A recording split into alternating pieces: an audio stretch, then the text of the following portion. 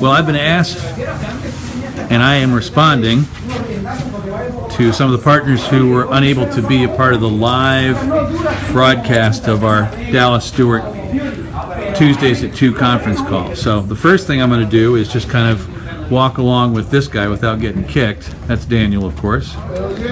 And he is guiding General Downs, who just finished up his training session. General Downs is doing fabulously well. Had a really good day yesterday. We're looking to probably get him in the starting gate by the end of the meet here. So last week we'll look for a 1 1/16, 1 1/8 race. The 1 3/16 race that they had in the book, good morning guys,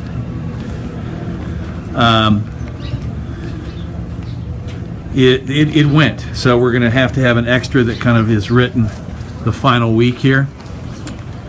So that's it for General Downs, doing fabulous. I really, really love how he's doing. The cold weather has perked him up something fierce. Jeff, don't get kicked is a smart idea. All right, so that's him. Now let's talk about the filly.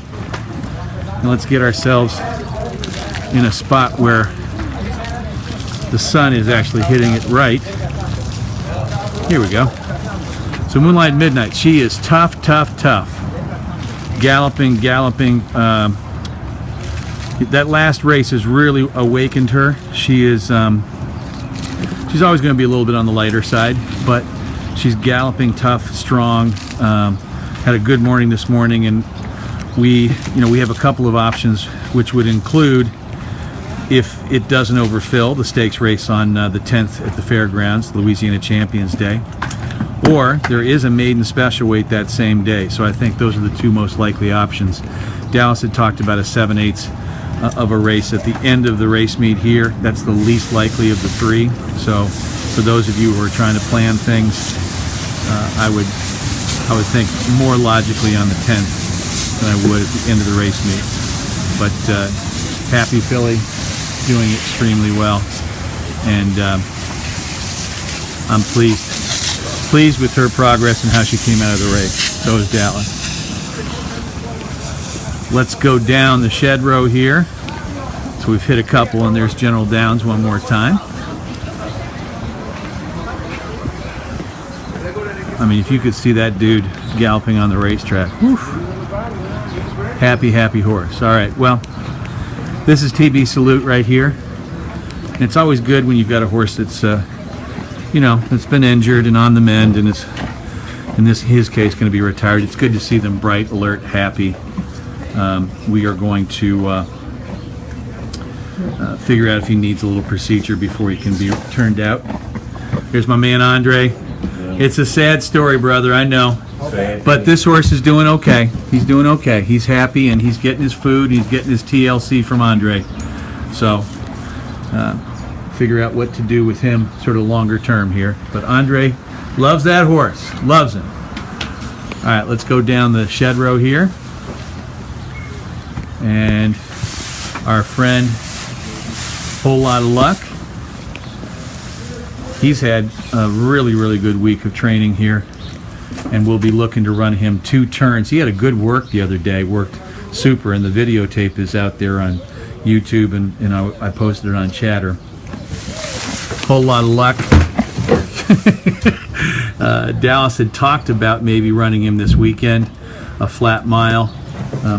As is his nature, changed his mind. Thinks we're going to go 2 turns at the end of the meet on one of those showcase days with Whole Lot of Luck. But he's grown, strong, galloping well, worked well the other day. Great cadence to him, and he was on the inside. I was very happy. Here, let's see if I can get any good light here. There we go. Very, very happy with what I saw there. All right, let me go back down. Whoop, let me go this way as we continue to tick off the West Point horses with Dallas Stewart. What I'll do is I'll record this and then I'll put it on Chatter. It's not quite the same as having our friend Dallas Stewart do his thing, but we'll have to live with it. Okay, so here we go with Drago's Pearl, who's all done up and has finished training this morning. He was on his toes.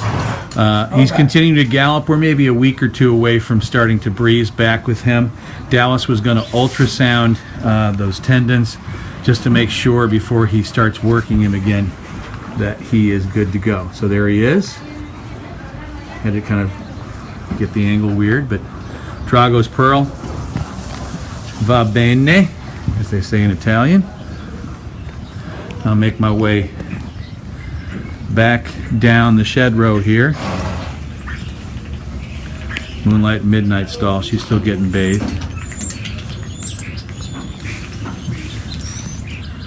And here we have Refractive. Boy, is this horse doing better. Better. He had a kind of a subpar breeze for him, 2 back. It turned out that he had some gunk in his trachea. He was a little bit congested. That impacted him. He came back and breezed really nicely over the weekend, and he'll probably be coming back to breeze another 5/8, I would suspect, here at Churchill this coming weekend. I can't tell you which day because weather has an impact, and also just when workmates are available. But Refractive is doing much better. Got lots and lots of really strong comments about him from riders and from Dallas, and he'll probably debut at the fairgrounds. So with shipping him down there, getting him acclimated, I'm gonna say late December, if there's a race for him at that time, would be my guess. If the Churchill meet lasted a week or 2 longer, he'd probably be ready here, but that's the way she goes. All right, let's see if I've forgotten anybody here. I think not. This would be General Downs' stall, and he's walking the shed row. So help me out, people, because I've been kind of in the middle of talking about each one of them. We've got Refractive covered, Moonlight Midnight, Drago's Pearl, General Downs, Whole Lot of Luck. I think that's all of them, isn't it? Feel free to pop in and pipe in here if I've missed one, but that seems to be the crew, and this is Moonlight getting her cooling out period. Thank you, Piddler. Okay, so there it is. I'll save it. I'll post it to Chatter when I get back to the office, and there is your rundown of the Dallas Stewart horses on Thursday, November the 10th, 2016.